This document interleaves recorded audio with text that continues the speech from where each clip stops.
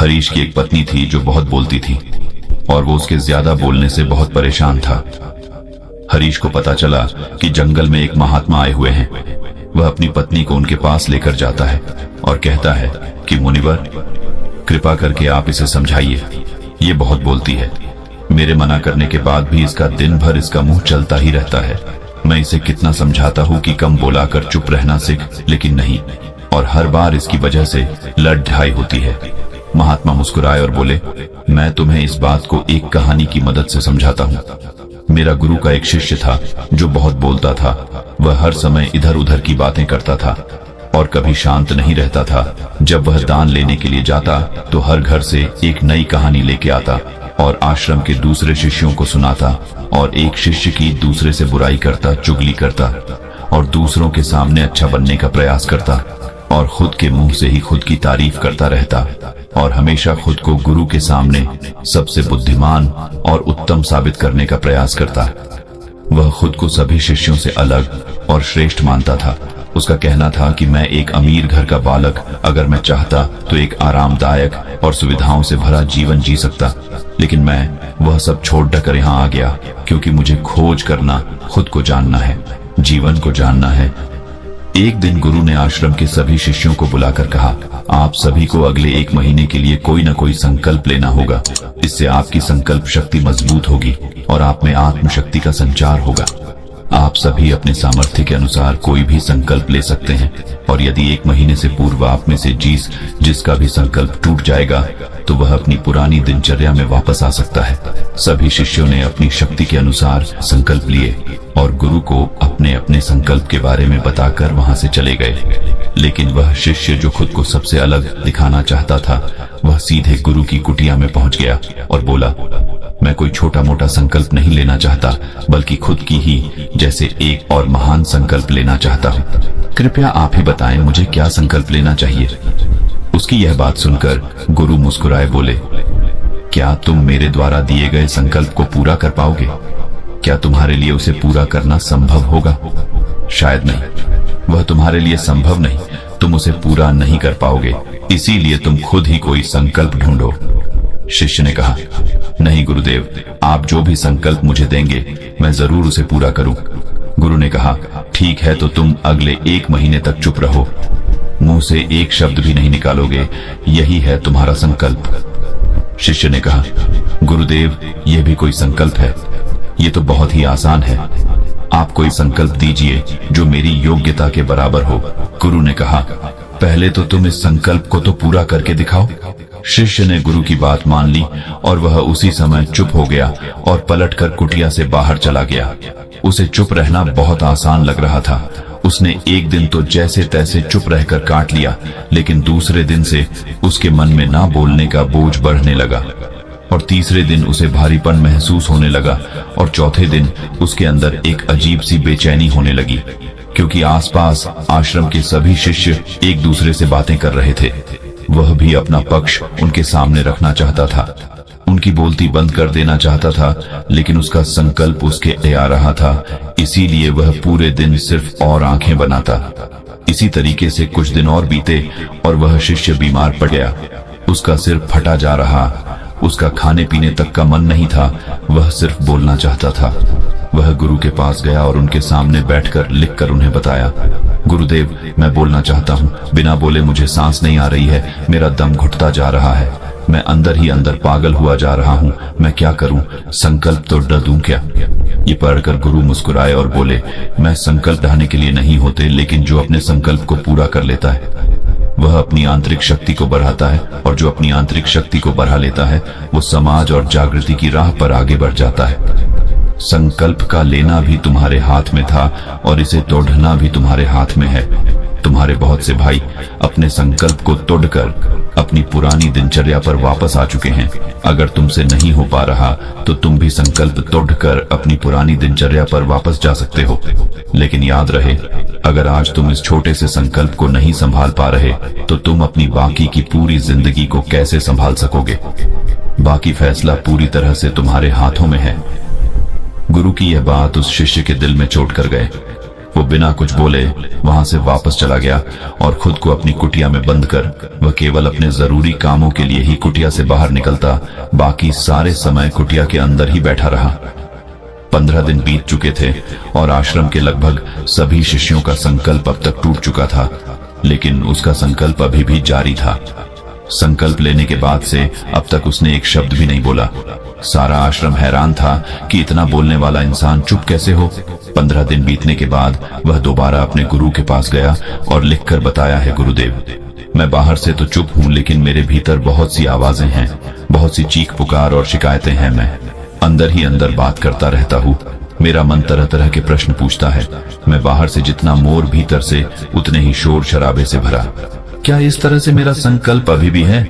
गुरु ने कहा, हाँ, तुम्हारा संकल्प अभी भी जारी है, लेकिन जब तक लोगों की ये आवाजें तुम्हारे कानों में उठती रही, तुम्हारा मन बोलता रहेगा, क्योंकि इसे तो आदत है। तुम भले ही बाहर से चुप रहो, लेकिन तुम अंदर ही अंदर बोलते रहोगे। तुम्हें इन बातों से, इन आवाजों से दूर जाना चाहिए। शिष्य गुरु को प्रणाम कर वहां से चला जाता है और सुबह होते ही अपनी कुटिया छोड़ जंगल की तरफ चला जाता है। कई दिन बीत जाते, संकल्प का समय भी पूरा हो जाता है, लेकिन शिष्य लौटकर नहीं आया। आश्रम में सभी को डर था कि कहीं जंगली जानवर ने उसे खाना लिया हो। इस बीच उसे ढूंढने की बहुत कोशिश की गई, लेकिन वह कहीं नहीं मिला। गुरु भाइयों ने मान लिया था कि जंगली जानवरों ने उसे अपना शिकार बना लिया है, लेकिन गुरु को ऐसा नहीं लगता। एक दिन आश्रम का एक अन्य शिष्य गुरु के पास आया और बोला, गुरुदेव, हमारे उस अधिक बोलने वाले भाई के साथ क्या हुआ होगा? क्या जानवर ने उसे मार दिया होगा? गुरु ने कहा, हो सकता है कि जानवरों ने उसे अपना शिकार बना लिया हो, लेकिन उसके न लौटने की एक दूसरी वजह भी हो सकती है। शायद उसे वह मिल गया है जिसके लिए वह गया था। फिर शिष्य ने पूछा, गुरुदेव, क्या ज्यादा बोलना इतना हानिकारक होता है? गुरु ने बोला, कहा, इंसान के जीवन के बहुत सारे दुखों में से एक दुख यह भी है कि वह कभी चुप नहीं रह सकता, हमेशा कुछ ना कुछ बोलता ही रहता है। सिर्फ हमारे बोलने के कारण हमारे आधे से ज्यादा दुख पैदा होते हैं। हम में से कोई भी चुप नहीं रहना चाहता, हम बस सामने वाले को सुना देना चाहते हैं। जो भी हमारे मन में है सब निकालकर उसके मन में बैठा देना चाहते हैं। उसे समझा देना चाहते हैं कि देख, तू गलत है और मैं सही।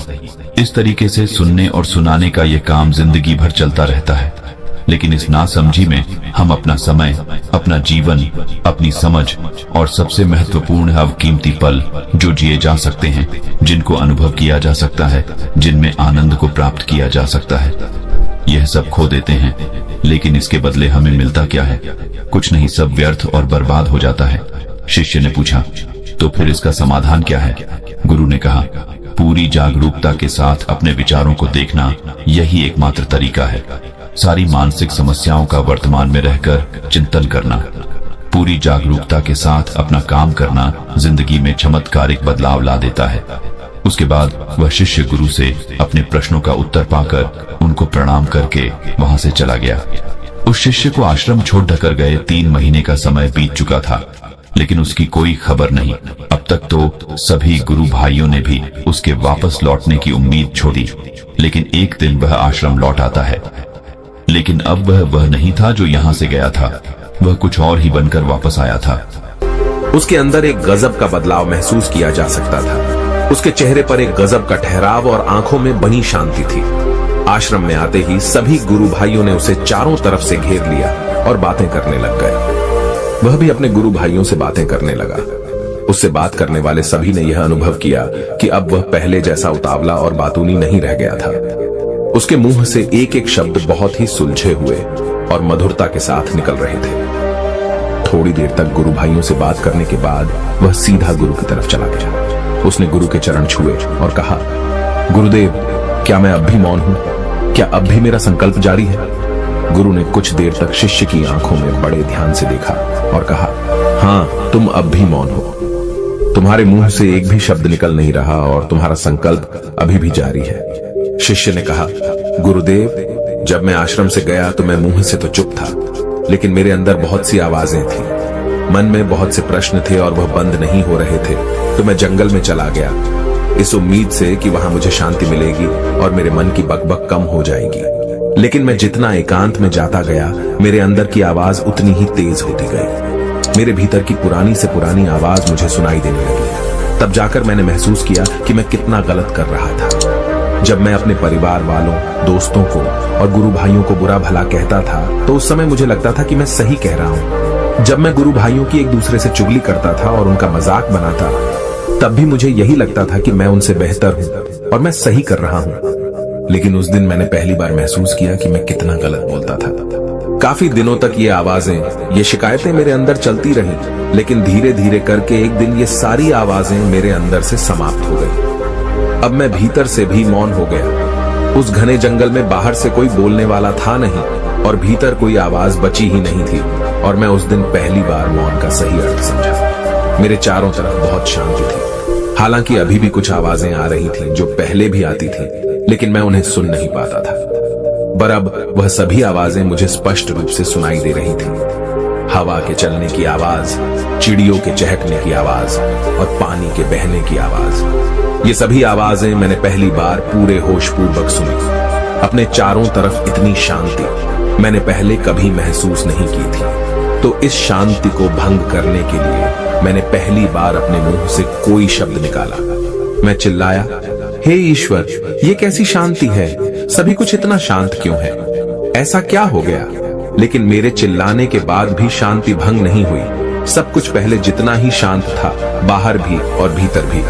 हे गुरुदेव, मैंने अपने गुरु भाइयों से बात की, मैंने आपसे बात की। मैं बोल रहा हूं, मैं चल रहा हूं, मैं सब कुछ देख रहा हूं, लेकिन मैं अपने भीतर एकदम एकांत में हूं, मौन में हूं, भीड़ में होता हूं, तब भी भीतर से अकेला एकांत में होता हूं।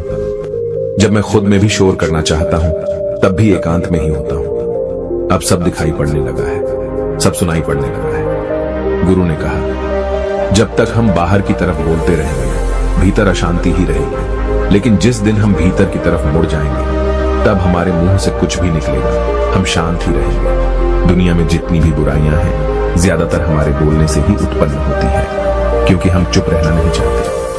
हम जितनी जरूरत है उससे कहीं ज्यादा बोलते हैं। हम सामने वाले को सुनना नहीं चाहते, बल्कि उसकी बोलती बंद कर देना चाहते हैं। उसे समझा देना चाहते हैं कि मैं कौन हूं, मैं क्या कर सकता हूं, और यही हमारी जिंदगी का मकसद बनकर रह जाता है। हमारी सारी ऊर्जा व्यर्थ के बोलने में बर्बाद होती रहती है। ऐसे ही समाज में लोगों का जीवन दुखों से भर जाता है, जो हमेशा एक दूसरे को सुनाने में लगे रहते हैं। कभी एक दूसरे को सुनना नहीं चाहते, समझना नहीं चाहते, और चुप रहना तो उन्होंने कभी सीखा ही नहीं, क्योंकि चुप रहना उन्हें छोटा महसूस करवाता है।